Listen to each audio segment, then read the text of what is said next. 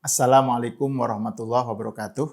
Beberapa waktu lalu sejumlah orang meramaikan adanya Islamofobia di Indonesia. Dan ini sebuah ungkapan yang aneh gitu loh, di Indonesia kok khawatir ada Islamofobia. Wong sekarang ini simbol-simbol Islam itu di mana-mana. Kebijakan pemerintahan juga saya kira justru banyak memfasilitasi umat Islam. Dan kita tahu bahwa justru pada masa sekarang inilah para pemimpin pejabat itu justru banyak diisi oleh orang Islam. Jadi dari mana itu Islamofobia? Yang ada, yang marak sekarang ini bukan Islamofobia tapi justru Kristenfobia. Khususnya gerejafobia. Ya, gerejafobia lah yang sekarang ini kita lihat banyak tampil di Indonesia, dan yang terakhir apa yang terjadi di Cilegon baru-baru ini dan sampai sekarang ya. Bayangkan ada petisi penolakan pembangunan gereja, dan petisi itu ironisnya ditandatangani juga oleh wali kota dan wakil wali kotanya. Pejabat yang harusnya mengabdi kepada dan berprinsip kepada kebinekaan, kepada Pancasila, tapi justru malah tunduk kepada tekanan kalangan yang berpikiran sempit dan intoleran. Ini sesuatu yang justru menunjukkan bahwa di kalangan sebagian umat Islam ini masih itu prasangka, kemudian kebencian, kemudian ketakutan yang berlebihan terhadap agama lain, pengikut agama lain, khususnya terhadap Kristen ya, terhadap gereja. Dan ini bukan hanya sekali ini terjadi. Dan ini sesuatu yang sebenarnya dari sudut pandang Islam itu ironis, aneh gitu. Pertama, kalau kita mengikuti jejak Nabi ya, sejarah Nabi, Nabi itu justru memfasilitasi umat Kristen yang tidak memerangi Islam, tidak memerangi umat Islam untuk beribadah sesuai dengan keyakinannya.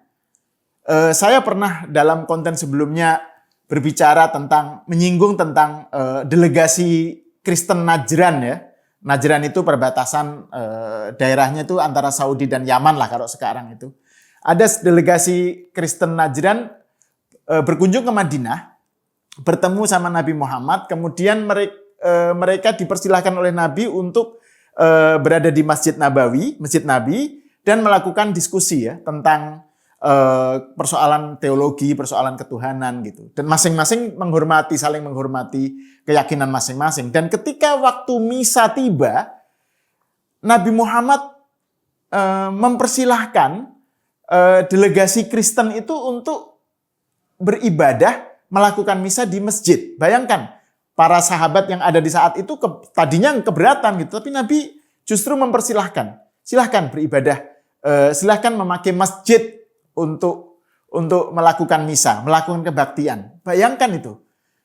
Jadi kalau mengikuti teladan Nabi, justru Nabi memfasilitasi umat agama lain untuk beribadah sesuai dengan keyakinannya. Bukan hanya itu, nggak hanya berhenti di situ. Nabi Muhammad juga membuat perjanjian, dan ini perjanjian yang juga sering dikutip ya oleh Profesor Dr. Quraish Shihab, pakar tafsir Quran Indonesia.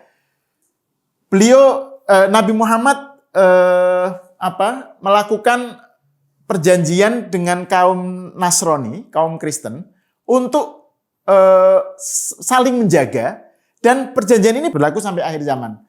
Dan salah satu isi perjanjian itu adalah bahwa orang Islam diwajibkan untuk membantu pembangunan rumah ibadah agama lain, dalam hal ini orang Kristen ya, diharapkan untuk membantu apabila mereka membutuhkan bantuan, dan bantuan itu tidak berupa hutang. Jadi betul-betul pemberi, betul-betul bantuan.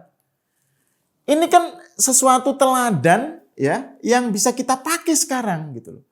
Jadi kalau orang Islam itu mau ngikuti teladan Nabi Muhammad, yang mereka lakukan justru harus memfasilitasi pengikut agama lain untuk melakukan ibadah sesuai dengan keyakinannya gitu.